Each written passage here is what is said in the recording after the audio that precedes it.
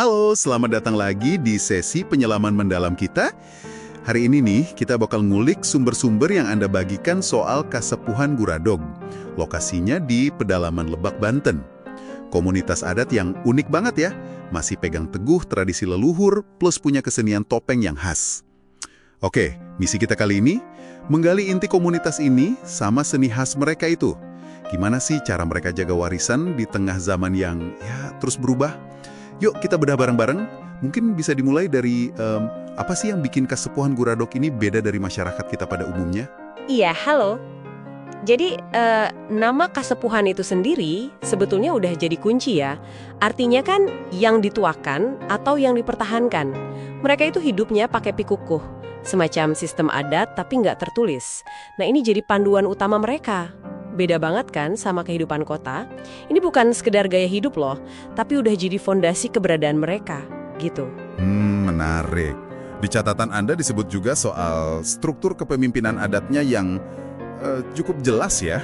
Ada olot gitu, sesepuh tertinggi, terus ada ketua baris kolot sama ke-30 baris kolot. Nah, peran mereka ini gimana dalam membentuk kehidupan sehari-hari di sana? Penting banget kayaknya ya. Betul, penting sekali. Mereka itu bukan cuma pemimpin formal aja. Para tokoh adat ini ya, mereka itu penjaga amanat leluhur. Tugasnya memastikan komunitas tetap pegang prinsip utama. Hormat leluhur, jalankan amanat, hidup selaras sama alam, dan ini, tidak terlena kesenangan duniawi. Prinsip ini meresap kemana-mana, dari keputusan komunal sampai etika pribadi sehari-hari. Gitu kira-kira. Oke. Dan kalau saya nggak salah baca nih dari catatan Anda, jantung budayanya itu justru di pertanian padi ya?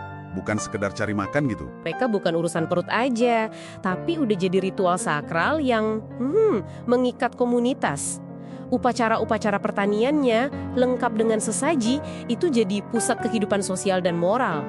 Misalnya nih, isi sesaji itu bukan cuma persembahan biasa loh, tapi simbol. Ada yang lambangin hormat ke leluhur, ada pengingat amanat, ada juga kesadaran kalau hidup ini yang nggak pasti.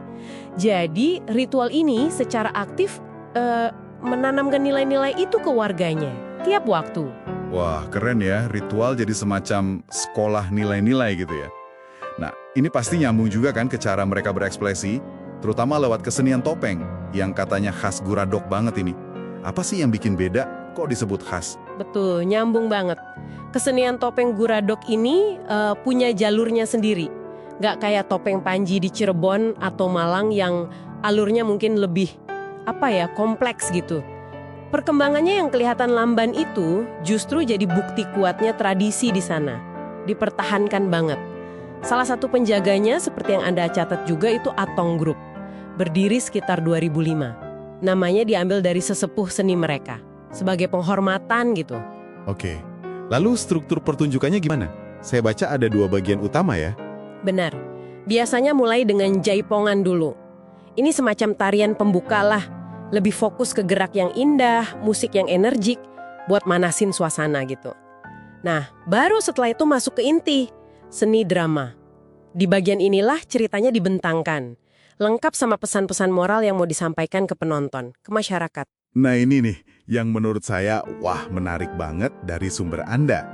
Cerita yang dibawain topeng Guradog itu ternyata bukan kisah Panji yang umum di Jawa itu ya, tapi cerita mereka sendiri yang lokal banget gitu. Persis. Nah itu dia salah satu kekhasan utamanya. Mereka bawain cerita yang relevan langsung sama kehidupan di Guradog. Ada 2 jenis utama biasanya. Pertama cerita babat. Isinya sejarah lokal. Asal-usul desa, kisah pahlawan setempat, atau ajaran leluhur. Wah, ini mengakar banget. Terus yang kedua, ada cerita roman. Nah, kalau ini soal kehidupan sehari-hari. Bisa cinta, bisa kesulitan ekonomi, bisa kelucuan, kesedihan. Ini yang bikin seni mereka tuh terasa hidup banget, fungsional gitu. Bukan sekedar tontonan hiburan aja, benar-benar nyentuh. Jadi kayak cermin kehidupan mereka ya. Benar-benar dari mereka untuk mereka. Dan ini semua diiringi musik khas juga kan? Bunyinya kayak apa tuh? Tentu nggak lengkap tanpa musik. Mereka punya waditra, itu ansambel musik tradisional khas Banten Selatan. Isinya ada gendang, ya buat ngasih ritme. Terus ada saron sama bonang, melodinya itu punya nuansa mirip gamelan Sunda, kayak degung atau ketuk tilu, tapi tetap ada karakter Bantennya yang khas. Ditambah lagi ada suara rebab yang digesek sama dentuman gong buat penekanan. Kalau kita lihat gambaran besarnya ya, harmoni dari alat-alat musik ini bukan cuma pengiring loh, tapi kayak penegas identitas budaya Guradok itu sendiri yang tumbuh dari tanah Lebak. Khas banget bunyinya, otentik. Jadi kesimpulannya gimana nih? Kasepuhan Guradok ini kayak kapsul waktu hidup ya, jaga tradisi lewat struktur adat, ritual tani yang sakral. Terus kesenian topeng mereka yang unik itu dengan cerita lokal dan musik khasnya, jadi semacam ya kayak dinding galeri sekaligus buku panduan nilai-nilai hidup mereka, gitu ya? Tepat sekali, sangat bagus rangkumannya. Dan ini membawa kita pada satu pertanyaan penting mungkin ya untuk Anda renungkan lebih lanjut.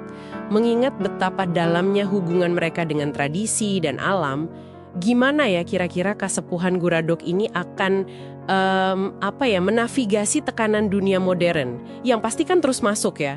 Dan kearifan apa dari cara hidup mereka yang menekankan harmoni, hormat ke masa lalu, kesederhanaan yang mungkin bisa kita petik pelajarannya. Buat kita nih dalam menyeimbangkan warisan sama tuntutan perubahan zaman sekarang. Itu mungkin yang menarik buat dipikirkan. Pertanyaan yang bagus banget buat refleksi kita semua. Oke deh, terima kasih sudah bergabung dalam penyelaman mendalam kali ini. Semoga Anda semua yang menyimak dapat banyak aha momen ya tentang kasepuhan Guradok dari sumber-sumber yang kita bahas ini. Sampai jumpa di sesi berikutnya.